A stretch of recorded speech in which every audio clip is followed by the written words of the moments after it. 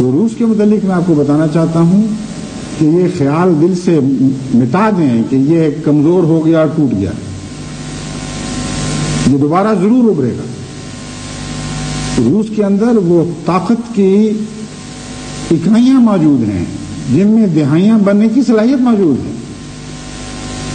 اس وقت آپ کو اکائیاں دکھائی دے رہی ہیں، لیکن پوٹینشیلز کی یہی بات ہوا کرتی ہے کہ پوٹینشیل اگر صحیح استعمال ہو ایک وقت کے بعد بڑھتا ہے، پھولتا پھلتا ہے اور زیادہ ہو جایا کرتا ہے. روس میں بڑی بھاری طاقت کی اکائیاں موجود ہیں اور گزشتہ 70 سالہ اقتصادی غلطیوں کے نتیجے میں روس کو جو نقصان پہنچا تھا یہ دائمی نقصان نہیں ہے. روس نے لازماً ایک بڑی طاقت بن کے ابھرنا ہے، خواہ تمام ریاستیں اکٹھی رہ کر ابھریں یا الگ الگ رہ کر بعد ازاں دوبارہ ایک دوسرے کی طرف گریویٹیٹ کریں، ایک دوسرے کی طرف جھکیں اور ایک بڑی وسیع پیمانے کی کانفیڈریشن بنا لیں. لیکن جو بھی ہوگا اس علاقے کی تقدیر میں دیکھ رہا ہوں کہ آئندہ زمانوں میں اس نے ضرور اہم دنیا میں کردار ادا کرنے ہیں. اس لیے روس کی طرف میں جماعت کو توجہ دلاتا ہوں، اس کے لیے بھی دعائیں کریں،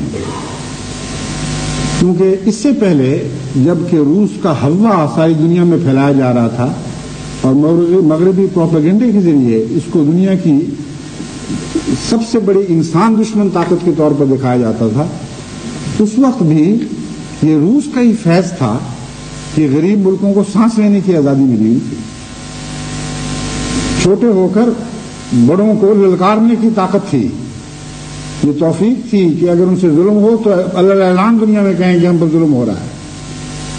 اور روس کی حمایت کا ہوا تھا جو بڑی بڑی طاقتوں کو، امریکہ کو اور یورپ کی طاقتوں کو اپنے مقام پر رکھتا تھا. ان کی مجال نہیں تھی کہ اپنے مقام سے ہٹ کر آگے بڑھ کر کسی پر مزید ظلم کر سکیں. ظلم کے ہاتھ جو چل پڑتے تھے وہ تیر جو کمانوں سے نکل چکتے تھے ان کو بھی واپس لے لیا جاتا تھا. مصر میں کیا ہوا اس کی تاریخ آپ کے سامنے ہے. سوئز کینال کے جھگڑے کے بعد کیا قصہ ہوا اور بعد میں کیا کاروائیاں ہوئیں، ان کی تفصیل تو بتانے کا وقت نہیں. لیکن بہت سی دنیا کے مسلمان اس وقت یعنی عوام دنیا کے لوگ ایسے ہیں جن کو یاد ہوگا اور جن کو یاد نہیں وہ ایک دوسرے سے پوچھ لیں. اب مثلا پاکستان میں ساری تفصیل تو نہیں بتا سکتا، لیکن جمعے کے بعد باتیں ہوں گی تو پوچھیں ایک دوسرے سے کہ کیا ہوا تھا، تو وہ آپ کو بتا دیں گے کہ ایجپٹ میں کیا کارروائی ہوئی تھی. امریکہ جھک گیا، مغرب جھک گیا، مجبور ہو گئے اور امریکہ جھکا روس سے، اور امریکہ نے خود جھک کر یورپ کو جھکایا اور اسرائیل کو جھکایا. اور وہ ظالمانہ کارروائی جو ایجپٹ کے خلاف کی گئی تھی اسے واپس لینے پر مجبور کر دیا. تو یہ واقعات کیوں ہوتے تھے؟ روس کا احسان تھا. بس یہ احسان بالارادہ تھا یا حالات کے تقاضے کے نتیجے میں خود بخود ظاہر ہو رہا تھا، لیکن احسان ہی ہے. دنیا کو ایک قسم کا امن نصیب تھا، وہ امن دنیا سے اٹھ گیا ہے.